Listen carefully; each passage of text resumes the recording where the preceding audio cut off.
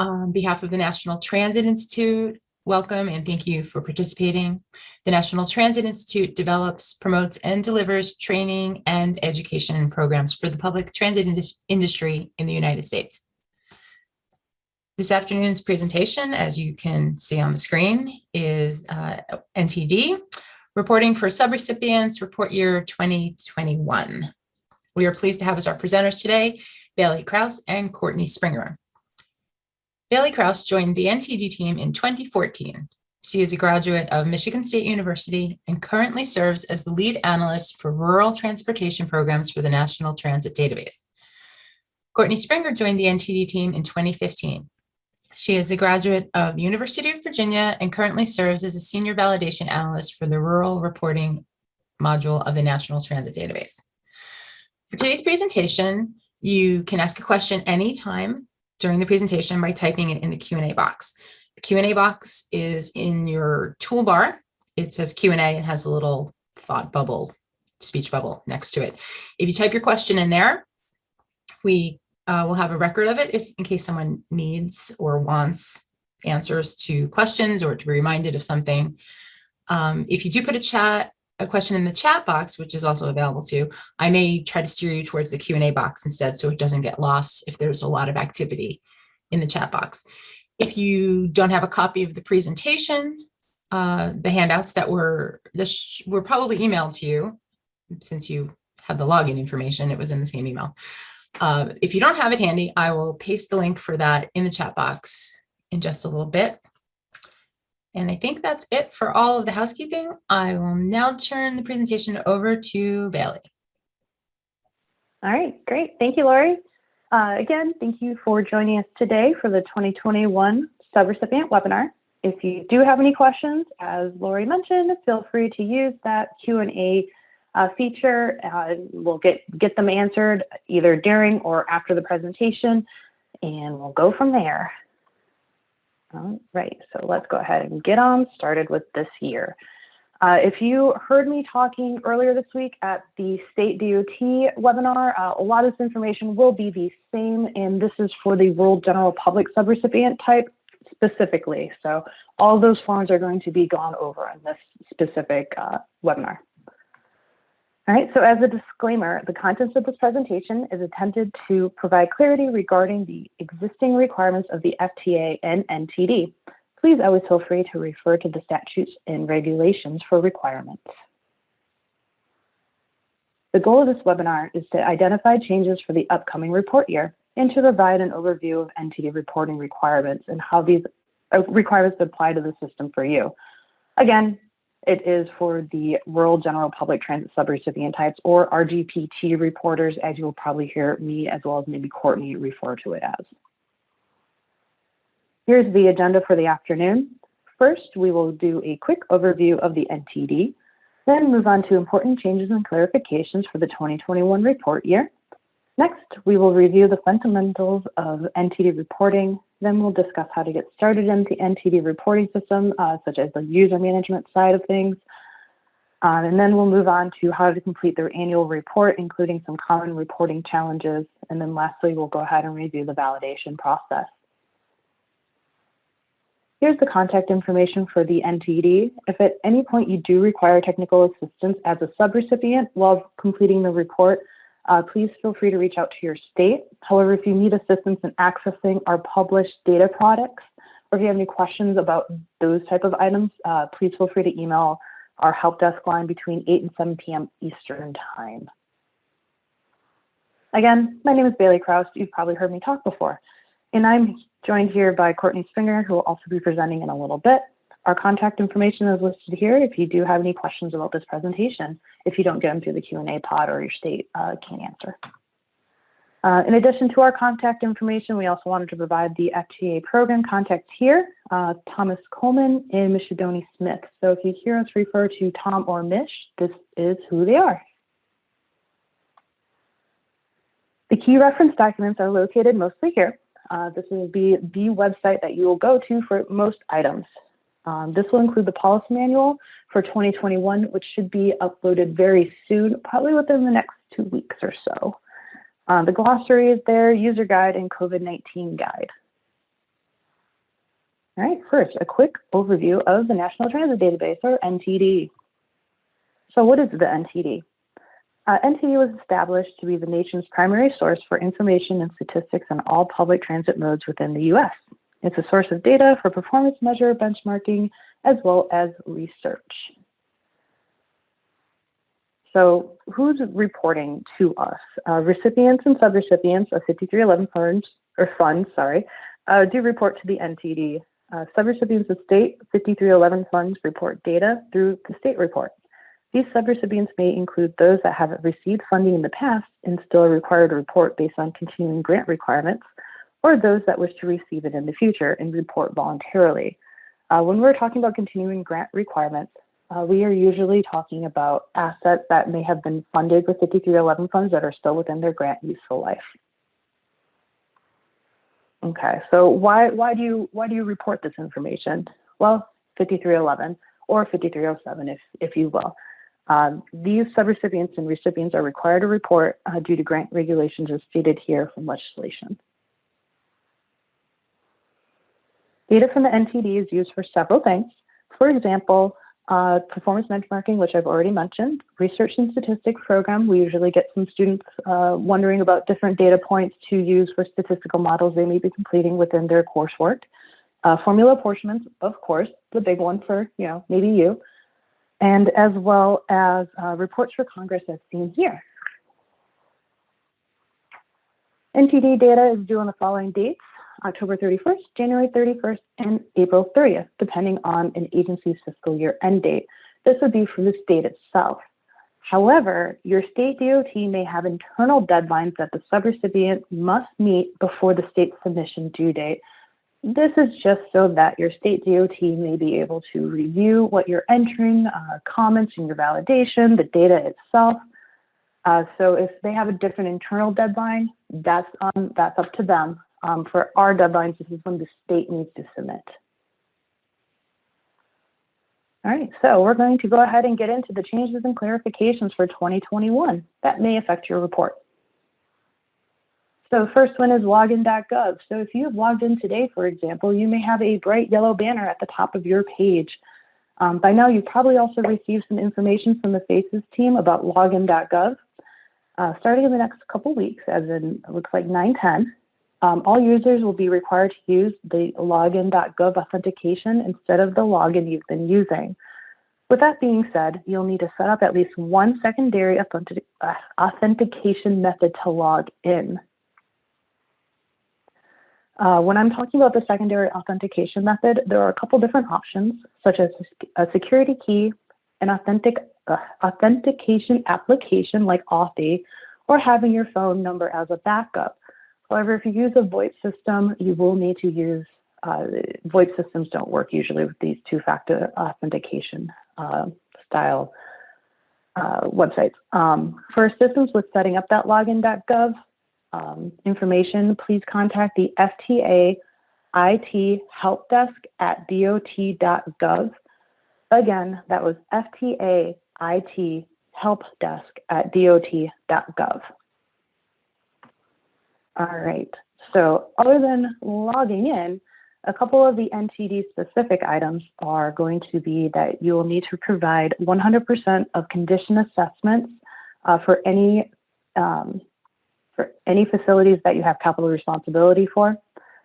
If you do not have all of these complete this year, you'll need to request a data waiver. So the data waiver for the data and the information is found here. And that will go through your state, and the state will submit it to the analyst for processing. So if you do have questions on that, just feel free to ask your state DOT. All right, so a change that you may have seen towards the end of last year is updates to your address. On the P10, the address reported should be that of the physical address of your agency. If you do have any disagreements with it, please update it as applicable.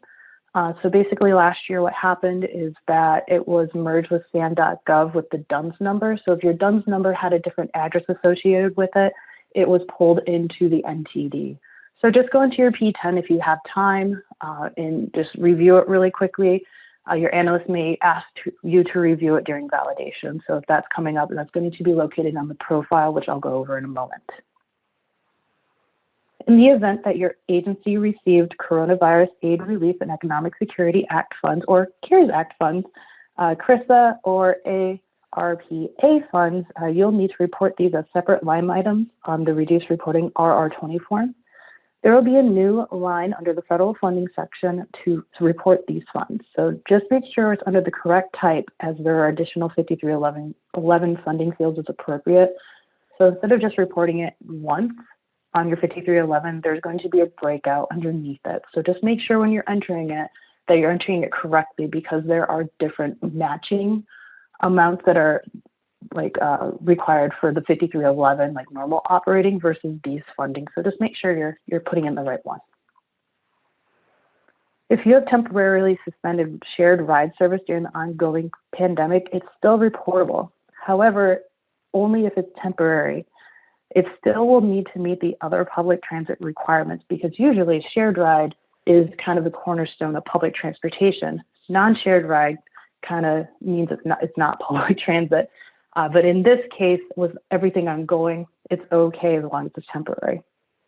If your service has been completely suspended during your report year, in validation, just make sure you denote how long your service was suspended, or if certain routes were suspended or part of your service was suspended, and that'll just give your analyst a better idea as to what happened during the year, and we won't have to follow up with as many questions perhaps. Excuse me. Another clarification that has come up in the past year is how to report data from floater vehicles. So you're asking yourself, what is a floater vehicle? Well, those are vehicles that are on standby at key locations and would respond to problems related to passenger overflow or breakdowns. So what we're trying to clarify is the data is reportable if that vehicle is dispatched to help. However, if it's not dispatched and it just stays in that key location, the data would not be reportable. We also wanted to provide a clarification on public transportation and shared ride services. So please keep in mind that the data that is reported to NTD should be open to the public and branded as such. So it should be, really well defined. It's open to the public. If you do have a TNC or taxi, neither the rider nor the driver can deny the use of the empty seat. So it kind of goes back to that shared ride that I was just talking about. So just make sure if it's a temporary stoppage, it's okay. But if it never happens, then talk to either your state or the analyst to kind of discuss it further. Okay. Another clarification is trip brokering. So this kind of has a common theme, as you can see. As you can see here, a trip broker is the central booking that connects the riders in the vehicles.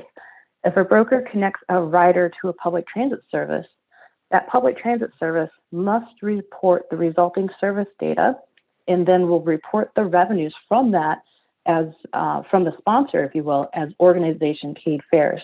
And also that would be a sponsored UPT. Let's see here. If the trip is taken by a client-only service, the service is not reportable to the NTD. All right. So as a reminder for the 2021 report year, I think we probably clarified this a couple of years ago, but we wanted to do so again, is emergency services are not considered public transit and should not be reported. If you have any other non-passenger service, for example, like meal delivery, those services are not reportable. All right. So now we're going to go ahead and jump into a review of the NTD Fundamentals. So this is where we're going to cover the modes that are reported to NTD, the types of services, revenue definitions, and an overhead of financial information. All right, so when reporting to the NTD, the service must be public. Once that is determined, the mode comes next. Here on the slide are the most common modes in the role module. Demand response and bus. Bus service is powered by a motor and fuel contained within a vehicle. It includes those that have route deviation, point deviation, or deviated fixed route. Demand response service is defined as service scheduled in response to calls from passengers, like a dial-a-ride. So you may be asking yourself, well, I have a bus service that does take in callers and then deviates from the route to do those caller rides within that, 3/4 mile, or even you can go further. That would be all counted under the motor bus or the bus service. So again, deviation from a route with defined stops is going to be counted as the bus service. If you do need to make any of these changes, they are located on the P20, which I'll go over in a moment as well. Another popular mode in the rural module is the commuter bus mode. We do receive many questions on this, like year to year, as to what is considered commuter bus versus a regular bus service.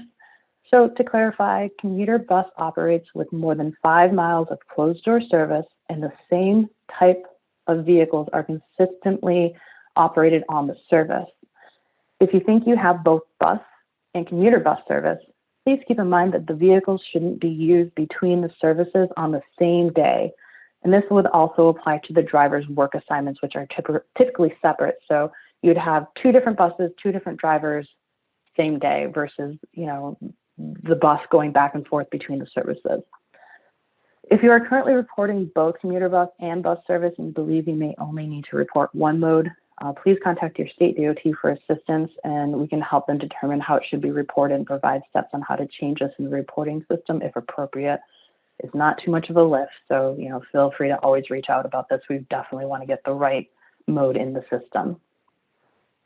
The next topic we'll cover is types of service. Currently in the NTD, there are 2 main types of service: directly operated and purchased transportation.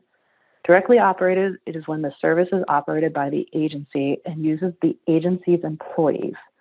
Purchased transportation is when the vehicles are operated by the seller's employees and the service is branded as the buyer's, and the buyer is paying the full cost of service.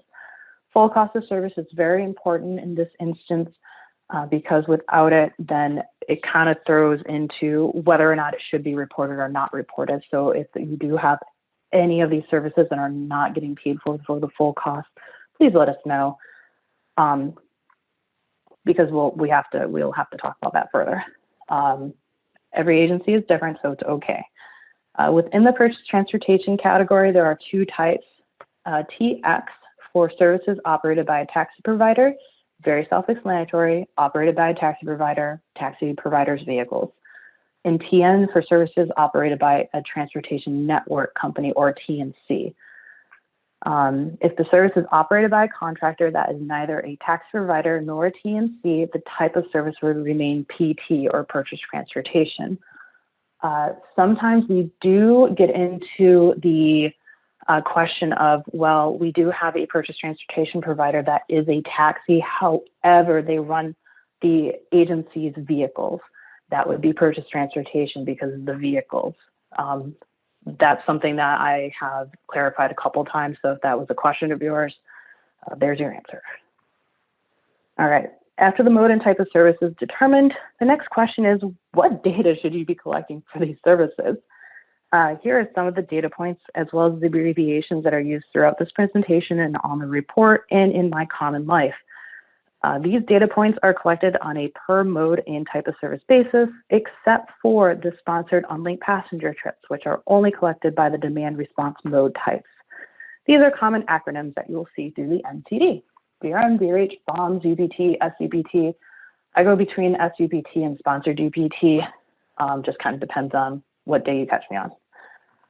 All right, so we'll first cover vehicle revenue miles, or VRM, and vehicle revenue hours, or VRH. We will talk a lot about revenue service. Again, what does all this mean to you? Revenue service is when the vehicles are transporting passengers or are able to transport the passengers. This would include layover and recovery time. However, revenue service does not include deadhead, driver training, school bus or charter services, and vehicle maintenance. As mentioned on the previous slide, deadhead is not reported in your revenue service. This includes leaving or returning to the garage or yard facility, changing routes, or when there is no expectation of carrying passengers. There are detailed tables found within the NTD policy manual which further provide examples of what is and what is not revenue service, and I'm going to go ahead and review those now. This is the examples for the demand response mode of what is and what is not considered revenue service. Please note that the time and the mile, so hours or VRM, VRH, from when the vehicle is dispatched from the garage to pick up the passenger are not considered revenue service until they reach that pickup point. On the end of that example, the time and miles from the last drop off back to the dispatching point is also not considered revenue service. So the first, let's see here, the second one and the third to last, those two are more of the two important ones. Okay, so here is the example for the bus mode. Again, when the bus is getting dispatched from the bus facility, bus yard to the first stop is not considered revenue service. And then the last stop back to the bus yard is not considered revenue service. Again, this is in the policy manual. I usually hand this out. I think it's a really good way to start understanding, get in the mindset of what is and what is not revenue service. All right, so other than the VRM and VRH, we have the unlinked passenger trips, or UPT. This should represent the number of passenger boardings during the reporting period. Passengers are going to be counted each time they board the vehicle, no matter how many vehicles they use from their origin to their destination. When reporting unlinked passenger trips, please make sure to include all passengers. These passengers are usually classified as regular or sponsored. When reporting the unlinked passenger trips on the RR20 form, which we'll go over with Courtney, just like the big financial service data, safety data form. This should be the total number of passengers, both the regular and the sponsored. For demand response, then you'll report the sponsored passengers as a subset of the total. So they'll be included in the full UPT count, and then you'll also report them to the side. It's usually to the right-hand side. It should always be on the right-hand side, which you'll see a visual for in a couple minutes. Those sponsored trips are trips that are paid in part or in full by a third party. These may be part of a coordinated human services transportation plan. So common sponsors of transport are VA, Medicaid, and assisted living centers. As mentioned in the last slide, again, sponsored UPT should be a subset of the total of the trips. So sponsored UPT should never be higher than the UPT, ever. And if it is, well, I don't think you can even submit the report. You have to work it out. You just ask your analyst, ask your state. All right. Last part for the service data side, VOMs. So vehicles operated in annual maximum service are the number of revenue vehicles an agency operates to meet the annual maximum service requirement. That's a lot of words. It is really broken down to the VOMs are counted during the peak season of the year on the busiest days. So the busiest day of the year, you're going to want to say how many vehicles do you have out at one point during the day. Not all day, one point during the day. If you have 10 active vehicles and you have 8 vehicles out, then you're going to report 8.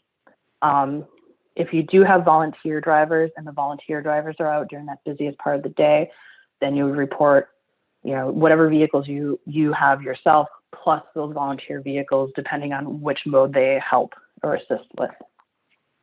Great. Okay, so that's service rundown. Now we're going to go into accounting. So most important definition really for the accounting side is going to be accrual accounting. NTD reporting requirements for financial data follow generally accepted accounting principles, or GAAP, in accrual accounting. Please note if there are conflicts between GAAP and NTD reporting instructions and requirements, NTD rules are to be followed. In accrual accounting, the revenues are recorded when earned, regardless of when payment is received, and expenses are recorded when the liability occurs, regardless of when the payment is made. So please see the example here and in the policy manual for more detail, as this is something that we get asked a good amount as well. Next, we're going to go ahead and review the types of expenses. First up is operating expense. So operating expenses are those day-to-day expenses that a transit agency incurs. These may be for operating and maintaining vehicles, maintaining other equipment, planning costs, admin costs, as well as the other examples seen here. So day-to-day expenses, the usual humdrum build, if you will. All right, capital expenses are those that are related to the purchase of equipment, so capitalized items. Equipment means an article of non-expendable personal property having a useful life of more than 1 year. The equipment will have an acquisition cost, which equals the lesser of the capitalization level established by your government unit for financial statement purposes, or $5,000 as determined by FTA. So your internal capitalization level may be $1,000, so you would report it that way. However, if you don't have one in place, then it's $5,000. All right, so the last type of expense is capital expenses. Capital assistance spent on operations. So this is when capital funding is spent on activities that are normally considered operating, such as that preventative maintenance and the purchase of tires. When you're going through the form, please make sure the RR20 form that I spoke about earlier and that Courtney's going to go over in a little bit, please make sure to break the capital assistance spent on operations out from your other operating funding, as this has a different match percentage. So there is a separate field for this. For certain funding sources such as 5311 and 5310 are very popular. Great. So we're hopping back over to operating. If your agency has more than 2 modes, the operating costs will be broken out between the modes based on the direct and the shared expenses. Once the direct expenses for each mode are identified and broken out, the remaining shared expenses may be calculated between the modes based on a cost allocation method. Please note that this is only acceptable for shared expenses. There should be some expenses that are direct to each mode, and whatever is left, you can figure out an allocation method at which it just has to be the same allocation method for the shared expenses year to year, or else we won't really have anything to base it off of if your expenses are going back and forth every year. And we'll be asking you questions as to why this happened. Okay, so when reporting your data to the NTD, you'll want to report the funding you spent, not the amount that your agency was awarded. Here in the slide is an example. So if your agency was awarded $275,000, but you only spent $178, you would report the $178 instead of the $275 that was awarded. Again, accrual accounting. Okay, here's a quick overview of the TAM rule. If you guys have been in the system in the last couple of years, you have this data probably already reported, but we just like to kind of refresh people, or if people are new to the system. So those that receive Chapter 53 funds and either own, operate, or manage capital assets used in the provision of public transit services are required to report data for their assets. For recipients of 5310B1D, if they are not providing public transit services, they are not required to report under the TAM rule. With regards to how the data is reported, for those in the sponsored state DOT plan, you will just report the assets associated with the plan on your individual package. However, the targets and narrative report will come from the state DOT forms. If you chose to complete your own TAM plan, you would report all assets and targets on the narrative report and narrative report on the A90 form. If you are under the state's plan, you may see a A90 non-editable form all the way down at the bottom of your page when you're looking at the summary of your forms. However, if you have your own TAM plan, it will be within the grouping of your forms. And we'll kind of look at the grouping in a little bit. All right, so just to go over this, states may have Tier 2 participants as part of their TAM plan. These mostly consist of 5311, 5310, and small urbans. States are required to sponsor a TAM or sponsor a plan. However, agencies may opt out, but they then must submit that target and narrative report data themselves, as I just mentioned. Okay, we will mention capital responsibility multiple times throughout this presentation in regards to TAM plans. So please see the list here to determine whether or not your agency has direct capital responsibility for an asset. As a note for the third bullet point, an infrastructure asset itemized as a capital line item in the budget does not necessarily mean that an agency has direct capital responsibility. An agency must also have management or oversight responsibilities for the line item project. In addition, performing minimum Minimal preventative maintenance doesn't necessarily indicate direct capital responsibility. This is always open. If you do have questions on this one, just reach out to your state with the information such as, you know, this is itemized in a capital line item, however, we don't do this, or, you know, like how much do you actually provide, how much do you use it, etc. So, you know, if you do have questions on that, and your state is also unsure, they can always reach out to the analyst for more assistance. Okay, next we will review the NTD interface and account user management. So some of you may be self-reporting subrecipients, so you have the ability to enter and edit data on your form. The privilege is granted by the state DOT and it's completely optional and at the state DOT's discretion. While self-reporting subrecipients can edit and save forms, the state DOT is ultimately the one that still submits the report and is responsible for it. Again, states or subrecipients should contact the state for any questions or technical assistance needed while completing the report, and all correspondences with the NTD analyst should go through the state DOT contact. Again, the due dates your state may impose on you may be different from the NTD deadline, so just make sure, you know, that contact's up to date. Cool. The NTD homepage is found here, so transit.dot.gov/NTD. This is where the data products are, policy manuals, and a clickable link to go to the reporting system are housed. Great. All right. So after you're getting logged in, login.gov, you're like, great, I am logged in. I am ready to go. What do I do? So you'll log in, you'll follow the login instructions. The Appian platform, which houses NTD, trams, faces, maybe another one for all I know, is here. So here you're going to select NTD in order to access your NTD report. If you would like to automatically go into the NTD site every time you log in, you can click that star on the top right-hand corner of the NTD box, and this will save your preference. This is it was rolled out mid last year, so most of you have seen this. It will allow you to directly access your NTD report from that front page, and you won't see the news feed anymore. So this is what you'll see. You'll log into, you'll see your annual report. Next over is the tasks tab. This section will house any tasks that are assigned to you.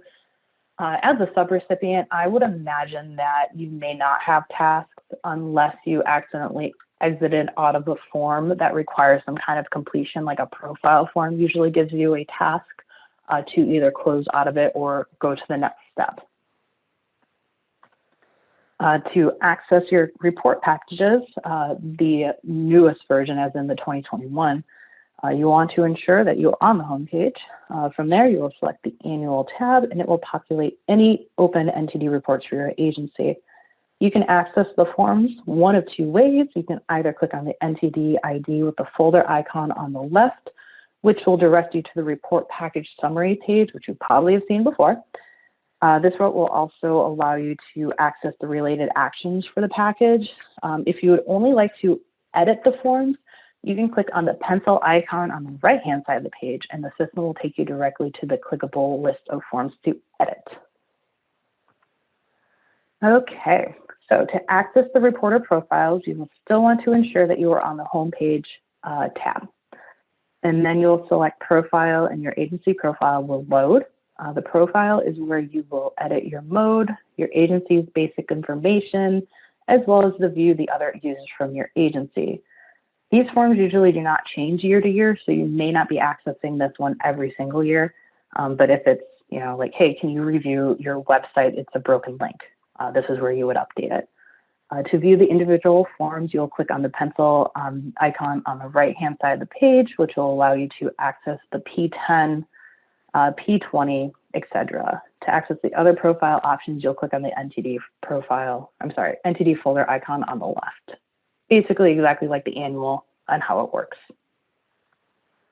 All right, so once you click the NTD ID folder on the left, you'll see the profile summary page. So this is where you can go through the related actions to get to all those profile forms. But this will just kind of give you a good idea as to what's available to you, if you will, on this form. Okay, so going across the top of the page right under the NTD ID, this is just an example. This is the Efile Library. This is where you can filter any communications from prior years, as well as this report year. There should probably not be anything in your Efile Library as a subrecipient unless there is something you said direct to NTD. The form library is where you can see the data from previous years that has been submitted to the NTD. You can use the drop-down to select the package and then the link in blue for whichever form you want. These will be downloaded in an HTML format. It'll pop in as a new tab. Please keep in mind you can select your closeouts from prior year or any of the revisions that you made. So you can look at the data between revisions if you wanted to. But if you're trying to look at the final, like whatever was submitted at the end, that will be the closeout package. So you'll select, 2020 report closeout. It'll have closeout in it. So in addition to viewing the forms under Related Actions tab of the profile, you can print the previous year's report package in full rather than form by form. So the form library, if you just want the RR20, great. You can print it there. However, if you want the whole thing, you don't want to click a bunch of times, definitely go to the print annual package where you want to be. The other actions you complete here, of course, is the P10, P20, and P30. For viewing and changing any users, you may not have the ability to do so anymore unless you are a user manager. The modes you can, of course, and the basic information you can also edit. But if you did choose to print your annual package, we just wanted to add that you will be taken to this new page where you have to click refresh probably after a minute or two because it's just generating the forms. And then I did want to show you this because once the file is ready and you click that refresh and it repopulates this, it'll be directed to the previous page. And right next to the red arrow is where you can download that printable version. It kind of gets hidden sometimes within all the other blue clickable links, so I want to make sure that you understood where that was. Okay, so we're kind of skipping along to user management really quickly. If you're already a user in the system and need to unlock your account, there are two different ways to complete this. You can either unlock your own account if you have set up security questions, which I'll go over in the next slide, or you can submit an unlock request. If you do choose to submit this unlock request, the request will go on to the user managers at the state DOT. It is important to note that even if you are locked out, you can still log into the NTD system. However, the reports will not be available to you until you are unlocked using either option above. So if you're not seeing anything, you're saying, hey, where are my packages? Like, I need to finish this. It's probably because you're locked. So unlock yourself, good to go. Okay, as mentioned, if you have set up your security questions beforehand, you'll be able to unlock yourself. To set up your questions, go to the top right-hand corner of your screen after logging in. It gives you like a little drop down under, if you have a picture there, drop it down. And then you'll select related actions and then manage security questions. And then from there, it's pretty easy just to set up your, like, I think there's, 3 questions, very basic, same old. So set them up, you'll be able to unlock yourself. And if you don't, that's fine, there's backup. All right, now that you're logged in and unlocked, you have kind of a basic understanding of some of the acronyms and whatnot. I'm going to hand it over to Courtney, and she is going to show you how to go through the forms and validation. Thanks for listening to me.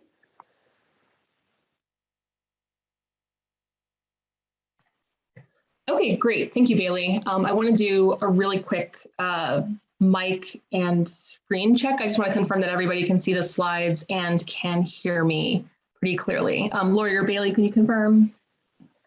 Confirmed. Yes, confirmed. All right, great. So thank you guys. Okay, so thank you, Bailey. Again, my name is Courtney Springer. We had some really good questions rolling in during the first section of this presentation. So we do encourage you guys to continue asking questions during the second half. And so we will now discuss how to complete the 2021 annual report as a subrecipient.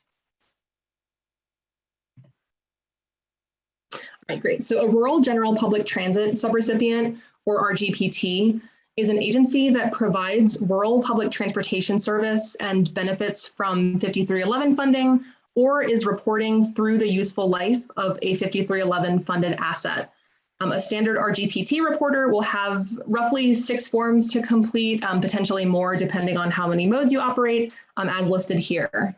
The report package is split into the basic information or B10 form, the asset forms or A forms, and the RR20 reduced reporting form, which is a combination of financial, service, safety, and volunteer data.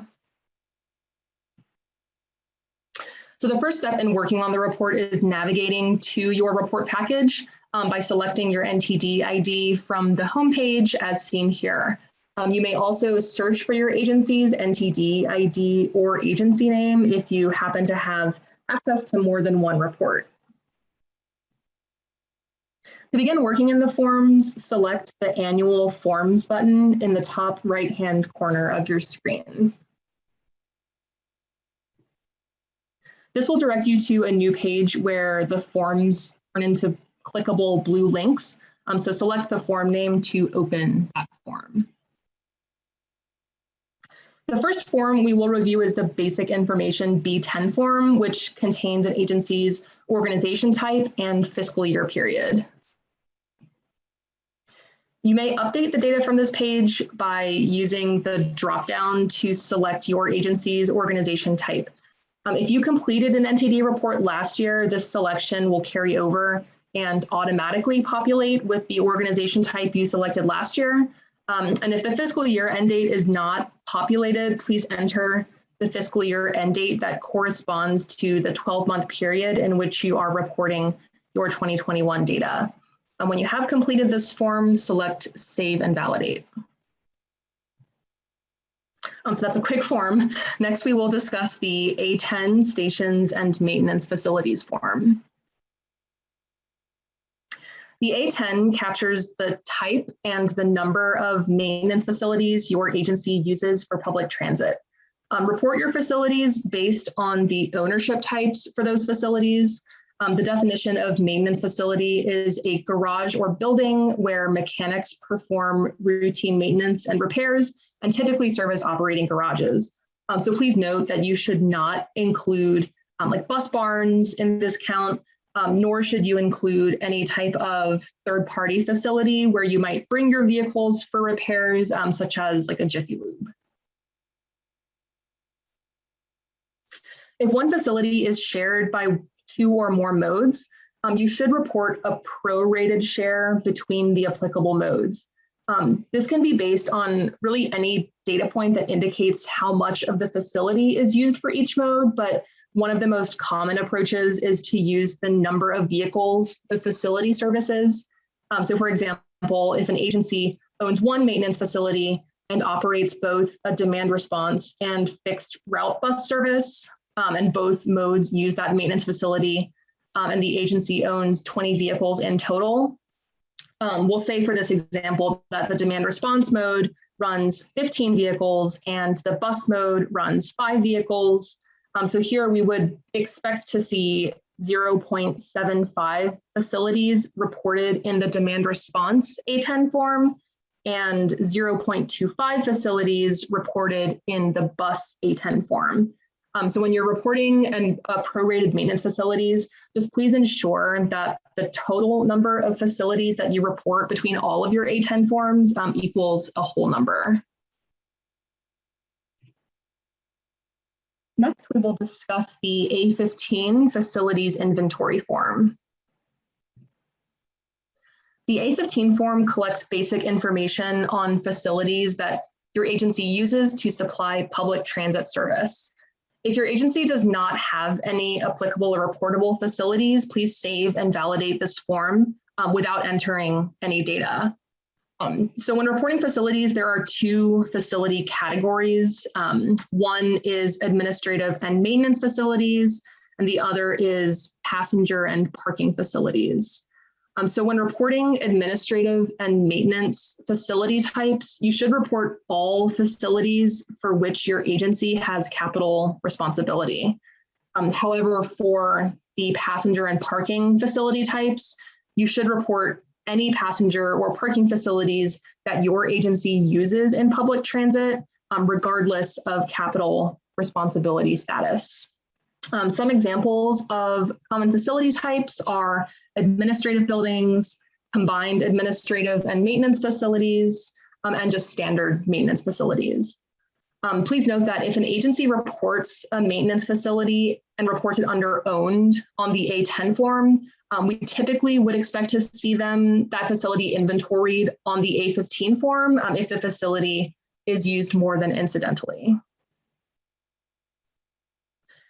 So to fill out the A15 form, select the Add New button followed by Add Facility. This will allow you to begin entering data for that facility. And in this form, you will complete 3 separate sections per facility. It's facility information, condition assessment, and address. This information will pre-populate from the previous report year. So if you completed a report in the past, you will only need to add new facilities if needed, or update any information for your existing facilities if needed. The Revenue Vehicle Inventory form, or A30 form, is where you report your agency's revenue vehicle fleet inventory data. If you completed this form last year, again, your report year 2020 data will pre-populate here. So again, you'll only need to add new fleets or edit existing fleets if any of your existing fleets require an update. You can enter new fleets by selecting the Add New Fleet button, or you can edit an existing fleet by selecting the blue clickable RVI ID link for that fleet. When adding a new fleet, you should complete all required fields. The vehicle type selection represents what that vehicle is, such as a cutaway, a van, or a bus, etc. Total vehicles represents how many vehicles there are in the fleet you're reporting, whereas active fleet vehicles indicates how many vehicles are active as of the last day of the fiscal year. One important data point to note in this form is the no capital responsibility checkbox on the right-hand side of this screenshot. You should only check this box if you do not have any capital replacement responsibility for this fleet. If you have full or partial capital responsibility, please leave this box unchecked. Checking this box will remove the requirement for reporting a useful life benchmark for this fleet. Okay, so one common reporting question we get relates to the difference between active and inactive vehicles. So transit agencies must report the number of active vehicles in the fleet as of the end of their fiscal year period. Active vehicles provide regular revenue service and includes spare vehicles, whereas inactive vehicles may include any of the following. Any vehicles that are awaiting sale or disposal, vehicles that are in storage or are part of an FTA approved emergency contingency plan, or vehicles that may be out for long-term major repairs. As a quick reminder for reporting requirements looking ahead to 2021, please remember to mark fleets as retired in the reporting system if the fleet has been sold or disposed of, rather than deleting the fleet. Fleets should only be deleted if they were added to the form in error, or if you utilized the add existing fleet function and are deleting a duplicate fleet. To retire a fleet in the A30 form, you'll just update the number of active vehicles to 0, after which you will see this question shown on the screen here that asks, is this fleet retired? For which you should select yes.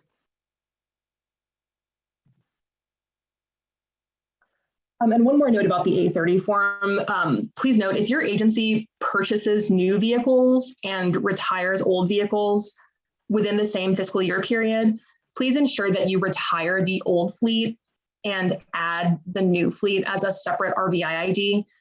So essentially, please don't update the old RVI ID with the information for the new vehicle fleet. Okay, so the next form is the Service Vehicle Inventory A35 form, which reflects an inventory of service vehicles that supports your agency's transit service. Agencies are required to report service vehicle fleets for which they have capital responsibility. Service vehicles include cars used for administrative staff, transit police cars, and tow trucks. Because service vehicles must be roadworthy in order to be reported, agencies should not report small forklifts, golf carts, or any type of construction equipment that's not roadworthy. This form works in a similar manner as the A15 form. So to create a fleet, just select Add New.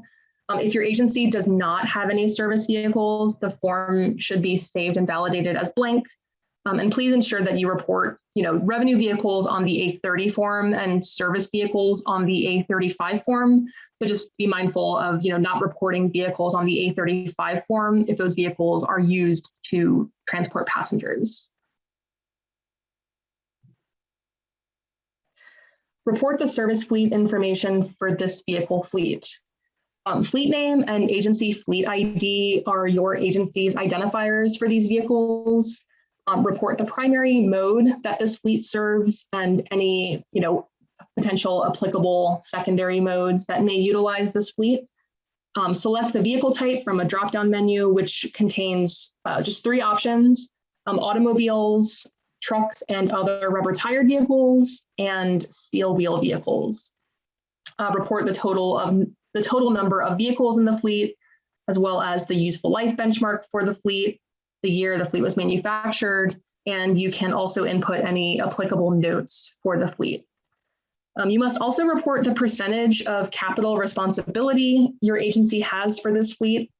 So if your agency has full capital responsibility, report 100% to this field. Moving on, estimated cost is the most recent estimate of the full cost to replace the fleet. If you do not have a recent estimate, you may report the original cost of the fleet or its insured value. And you must also report the year that corresponds to the dollar value that you report. So save and validate the A35 form once you are finished. The RR20 form contains your agency's financial, service, and safety data. If you are not reporting your own TAM plan, the RR20 form will also be the last form in the RGPT report package. When you open the RR20 form, the first 2 sections are total funds expended and funds expended by mode. And it might be kind of hard to explain how these fields interact with each other without seeing the full form, but just bear with me for this slide. So the funds expended by mode section allows you to manually input your operating and capital expenses for each mode that you operate. So in this example, this agency only operates the bus mode, it's that MBDO in the screenshot, and they reported an annual total of $150,000 in operating expenses and $75,000 in capital expenses. And so in the rest of the RR20 form, you will be required to identify the different sources of funds that supported your transit system, which we will go over in the next few slides. And so as you begin to input your various funding sources, the system will begin to essentially automatically calculate a running total in the total funds expended section at the top. So in this example, the agency has already reported all their funding sources, which totaled $150,000 in operations and $75,000 in capital. And so these are circled in red because these totals typically match as shown here. And as a quick reminder also, you should report your financial data based on revenues that were expended during the fiscal year period and not earned. Okay. Agencies that operate more than one mode are required to capture and report actual expenses by mode and type of service. So this means agencies may not allocate their total annual operating expenses.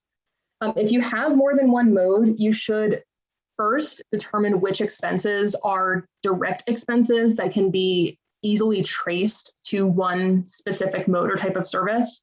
And so some direct costs may include driver's wages or vehicle repairs for specific modes. And then once you've done that for the remaining joint or shared expenses, which are costs that are incurred for the benefit of more than one mode and can't be traced to a specific mode, you may then allocate those remaining costs. So an example of this type of shared cost may be a transit manager's salary that supports both the demand response and fixed route services. And you may allocate shared costs by using an allocation factor such as vehicle revenue miles, unlinked passenger trips. You can use your vehicle revenue hours, or even the number of employees you have per mode. This is at your discretion.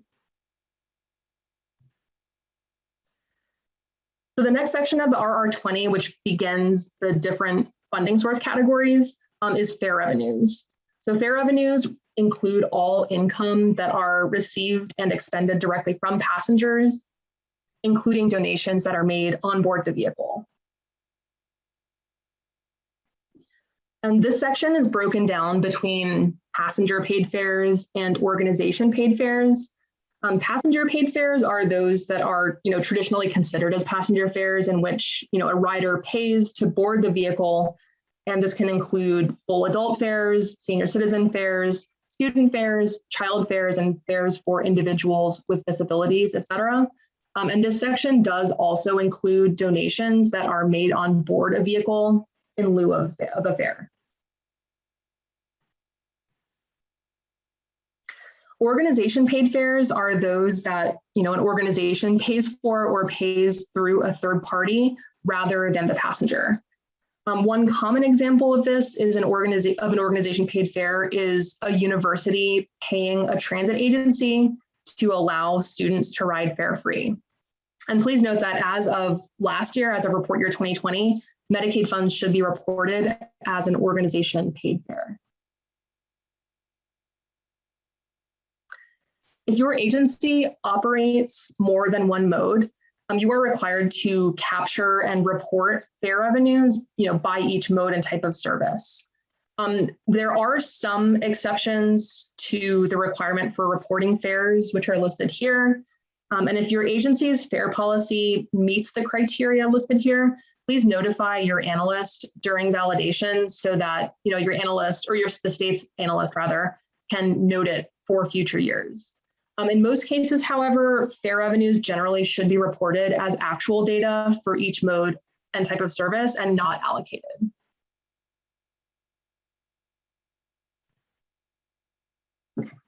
The next funding source in the form is other directly generated funds. Some common examples of other directly generated funds are advertising revenues, concession revenues, fundraisers, park and ride revenues, interest on investments, contract revenue for any non-full cost contracts, and donations and insurance recoveries. And please note, if you report funds to this section, you can see in the screenshot that you do have to provide a text description of those funds. Revenues accrued through a purchased transportation or PT agreement should only be reported if your agency receives revenues from another agency who pays the full cost of a service that you provide, as long as it meets the NTD definition of purchased transportation. It is not particularly common for agencies to report funds to this field, so please discuss this with your state DOT, who can then follow up with the state's analyst if you think this field applies to your service. The next funding source category is non-federal funds. Enter the data based on what funds your agency expended from local funds, state funds, and other non-federal sources. Local sources include tax levies, general funds, and funds from local entities. State sources include state programs that support public transit, but please note that these do not include the Chapter 53 funds that a state DOT may pass through to your agency. In the next section, select all applicable federal funding sources from this list of programs. Once you select a program, the corresponding data entry fields will populate on the right side of the screen. For 5311 funds that are passed through the state, please select the formula grants for rural areas 5311 box. And then once the data entry fields appear, please report those funds to the FTA formula grants for rural areas field. And please note that the various 5311 COVID-19 relief programs will be separate line items from the main 5311 grant. They're not shown here, but they will appear in the 2021 report. Please fill in any such programs, such as the CARES Act or American Rescue Plan, in their respective data entry fields. If you report funds to any other categories, such as other federal funds or other FTA funds, you will be required to provide a text description to describe that funding program. Examples of other FTA funds include those not listed such as Section 5308, the FTA Clean Fuels Program. Some examples of other federal funds may include Housing and Urban Development or HUD funds, or really any other non-FTA federal source. And some examples of other US DOT funds will include funds from the Department of Transportation that are not FTA funds, as the Federal Highway Administration. After you complete the financial data section, complete the other resources section if it is applicable to your agency. So please report the number of volunteer drivers and or the number of personal vehicles in service, again, if they're applicable to your service. And because these are required fields in the NTD reporting system, if this section does not apply to your agency, please go ahead and just enter zeros into these data entry fields rather than leaving the fields blank. The next section in the form is annual service data. So when you're reporting miles and hours, you should only include those miles and hours in which your transit vehicles are operating in revenue service, which is when the vehicles are either transporting passengers or have the capacity to transport passengers.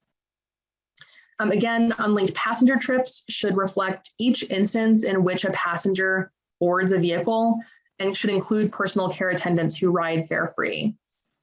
And please note for ridership that even though you report sponsored service, unlinked passenger trips for certain modes in a separate data entry field, the total unlinked passenger trips should represent all ridership for the year, including regular and sponsored.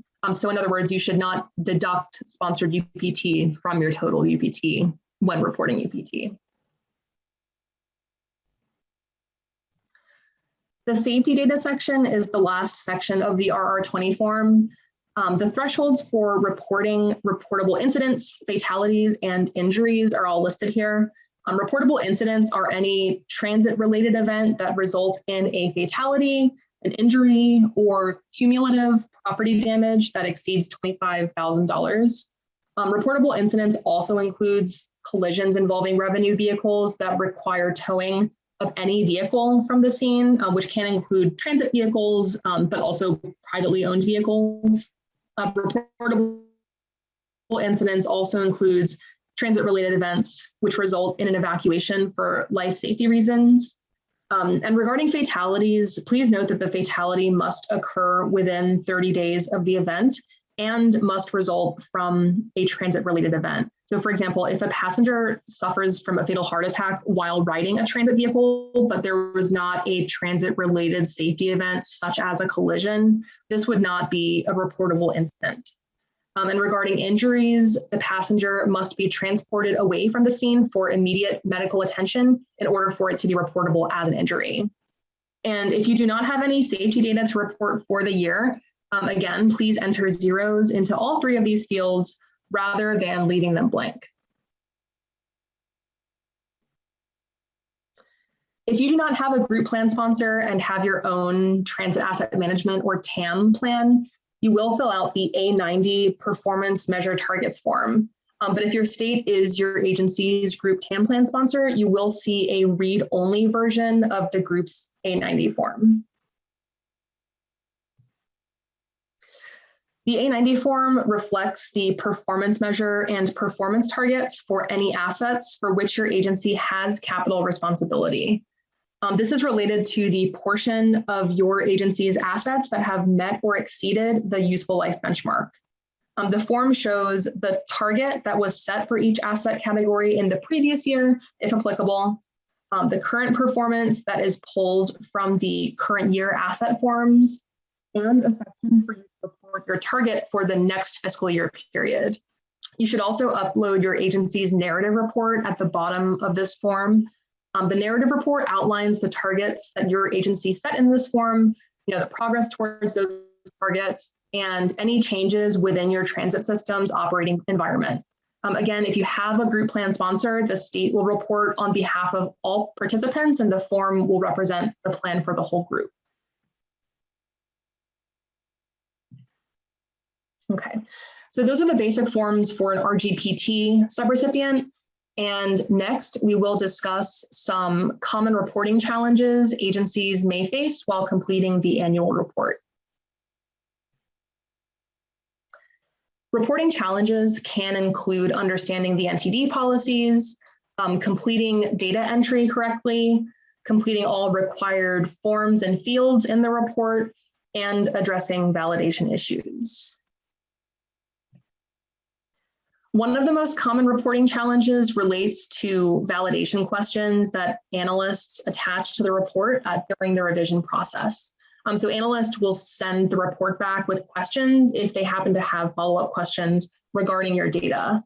Validation includes, but is not limited to, time series checks against your agency's historical data, logic checks between data items on different forms, and checks for values that may fall outside of the typical industry range. So to resolve validation issues, agencies can either revise the data if the data requires a correction, or provide a text explanation that addresses the validation issue. Another common reporting issue relates to allocating operating expenses, as we discussed previously. So as a quick reminder, agencies may not allocate their total annual operating expenses, but rather they must first determine which expenses are direct costs and attribute those costs to the appropriate mode, and then allocate shared costs to each mode and type of service afterwards. Another validation issue reporters may experience is reporting the appropriate funding sources for their service. Please ensure that your agency reports all funds that support your public transit service, rather than only reporting, for example, the federal funding sources. Please also ensure that your agency reports the funding sources to the correct line item year over year, such as local funds, state funds, other directly generated funds, and 5311 federal funds.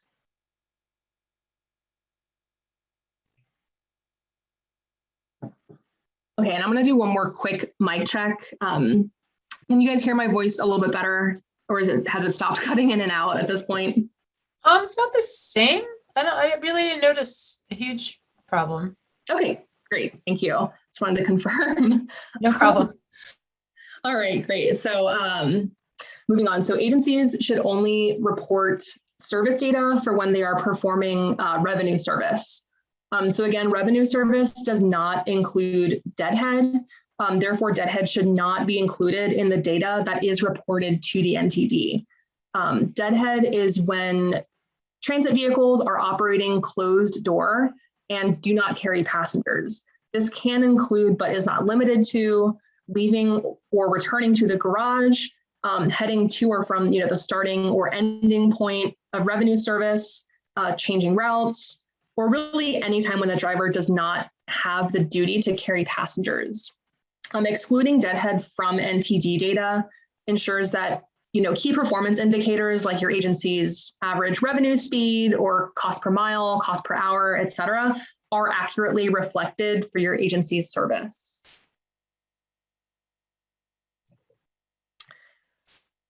Another important point, when reporting vehicles operated in annual maximum service, or VOMS as we call it, agencies might erroneously report 100% of their active vehicle inventory as their VOMS. And so this would be correct if your agency operates all of its active vehicles during peak service in the year. However, your agency may retain spare vehicles that do not necessarily operate during peak service times. So as a quick example, if your agency has a total of 15 active vehicles and the highest number of vehicles that you operated on the road during the year was 12 vehicles, then you should report 12 as your VOMs, not 15. In the event the VOMs you report on your RR20 form is identical to the number of active vehicles you report on the A30 form, your state's analyst may ask about this during validation just to confirm that's correct. The next point, when reporting a new vehicle, it's typical that an agency will report, the corresponding capital expense for that vehicle on the RR20 form. Capital expenses are related to purchasing a capital asset such as a vehicle or making an improvement to a capital asset that increases its value or useful life. So one validation that we see is that agencies will report new vehicles on the A30 form, but will not report any corresponding capital expenses on the RR20 form. So just please ensure that these new data points are consistent with each other. And also please note that when you report capital expenses for a vehicle that is used for more than one mode, on the RR20 form, you should report the full expense of that capital expense to the predominant mode that uses the vehicle than most. So in other words, you're not required to, you shouldn't split the cost of a vehicle between two modes when reporting capital expenses. Okay. Agencies must inventory the vehicles that they use to provide public transit service on their A30 if the vehicles have not been sold or disposed of at the end of the fiscal year. So this inventory should represent essentially a snapshot, so to speak, of the last day of the fiscal year period, and the vehicles must be reported in that fiscal year when they become available for revenue service.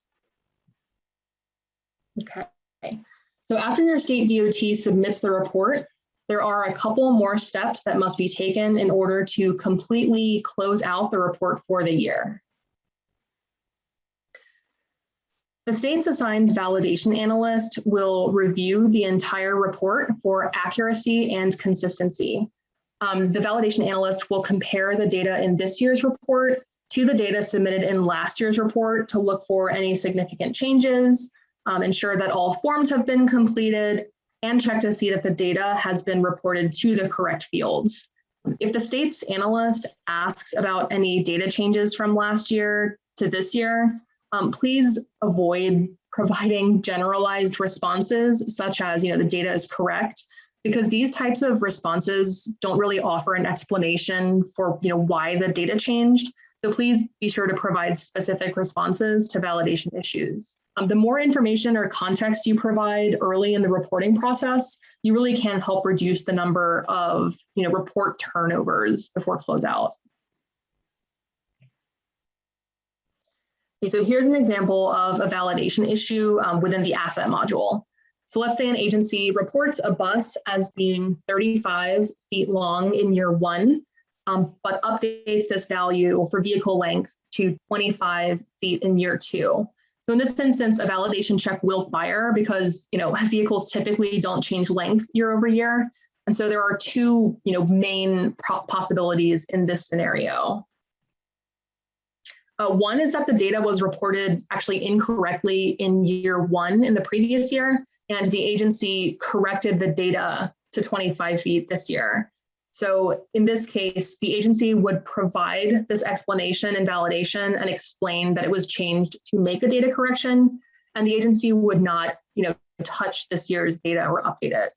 The second possibility is that the agency actually erroneously updated the data in year two in the current year, but the original data from year one was correct. So in this case, the agency would actually go back into the A30 form and revert that data point back to the year one value. Okay. So once the analyst has reviewed the report, he or she will return it to the state to resolve the open validation issues. As the report revision count increases, the revision time period typically decreases, as the report should have fewer and fewer issues with each submission. If you fail to correct any issues that are stated in the previous year's closeout letter, that data may be marked as questionable in the current validation year. This is the summary page of a report package. This table lists the number of open issues as well as total issues. You will want to focus during the report year, focus on the open issues column, as open issues will prevent your state DOT from submitting the report. And the table also shows which forms have been validated, which appear as green, and non-validated, which appear as red. And a quick recap on validation. So each report form has a regular save button as well as a save and validate button.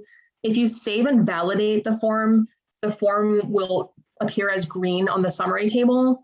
However, if you make changes to the form afterwards, you must save and validate the form again.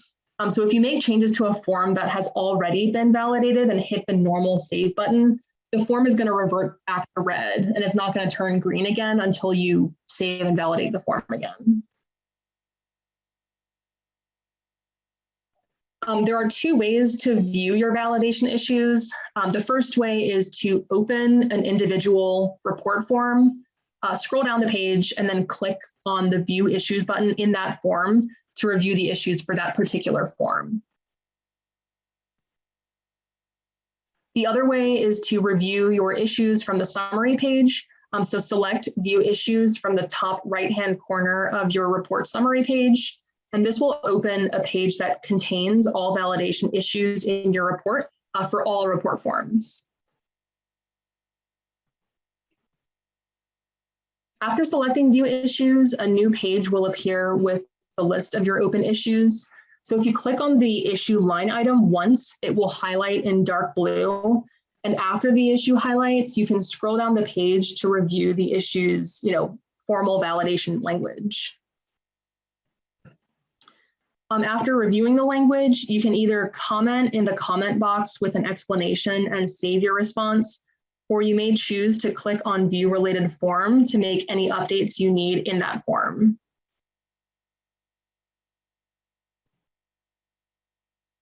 Okay, some more reporting issues. Notes in the closeout letter will typically relate to incomplete reports, which could mean either the data does not conform to NTD definitions or accounting principles, or it could mean that the agency did not adequately respond to validation issues that were raised by the analyst. If you respond to a validation issue and notice that your analyst has kept the issue open with a follow-up question, please do not copy your original response and paste it as your follow-up response. Please also avoid copying and pasting the same response for multiple validation checks if checks are asking about different service characteristics. All identified issues must be fully addressed in order for the issue to be resolved. When any of these issues occur, FTA will cite them in the closeout letter.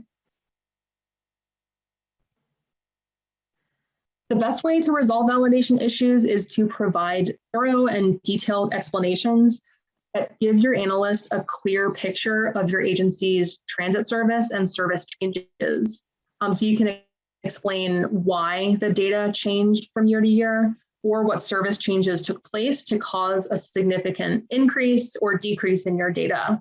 If you find that last year's data happened to be incorrect, please provide the correct value if you have it, or just provide an explanation for why it was wrong and how your agency corrected it for this year, so why this year's data is correct. And please note that FTA does not accept this response and validation for multiple report years.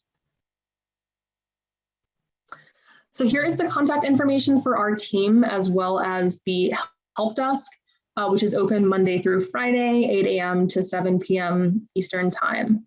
I want to thank everyone again for joining us today. I apologize if I experienced any technical issues during my first presentation. Thank you everyone for your patience.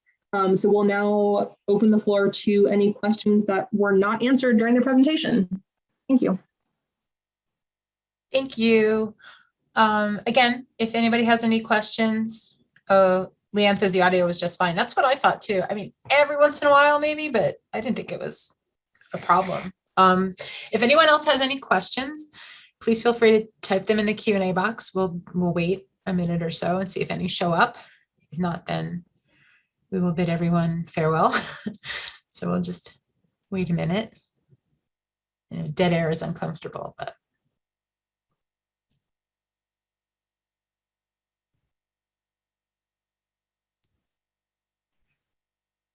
I always feel like someone's typing madly and I'm going to just end it before they finish typing. But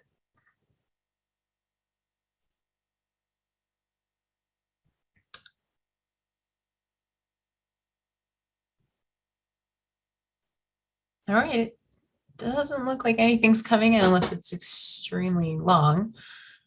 So if, oh, okay, I thought something was coming in, showing up. Oh, someone put something in the chat box. So that says, on time and mileage, do you count the PCA? I'm not quite sure what the PCA is. Deirdre, can you clarify in the chat?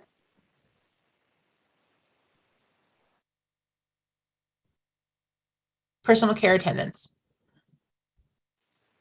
Yes, you would count the PCA as a UPT. Great. So Deirdre, the answer was yes. You're very welcome. Anyone else? I guess at this point, the chat box is probably okay to use. Yeah, that's a new acronym. I like it. All right. Now I know. Yay. Thank you. Now we all know. You'll learn something. Something else, I should say. I didn't mean we sat here for an hour and a half and nobody learned anything. I didn't mean to imply that. All right. I guess that's it. Thank you to everyone for participating. You should be getting a, oh, wait. Stop. Sharon says, is intercity excluded from the report? So there is an intercity subrecipient type. So if you're talking about that, it is included. However, if it's intercity bus and it's not public transportation, it just kind of depends. That's going to be something you're going to want to reach out to your state/the analyst, because there is a couple different steps we need to take in order to determine what is and what is not reportable for that. But great question. So, you know, that does require further follow-up though. Thank you. Awesome. Thank you. Again, if you do have a question, just as we're wrapping it up and I hit, end meeting, webinar rather, everyone's contact information is on the slide that appears on the screen, which also should be a little bit smaller, but in your handout. So you can always contact someone after this. Additionally, this is being recorded and hopefully will be up on NTI's YouTube page probably by next week. I know there's a holiday in there. I'll try to get to it as soon as I can. And other than that, you will be getting a survey and evaluation of this session. Please just take a couple of minutes and fill that out for us. We really appreciate the feedback. Bailey, Courtney, thank you so much. And everyone, be well, be safe, and have a good holiday weekend. We're almost there.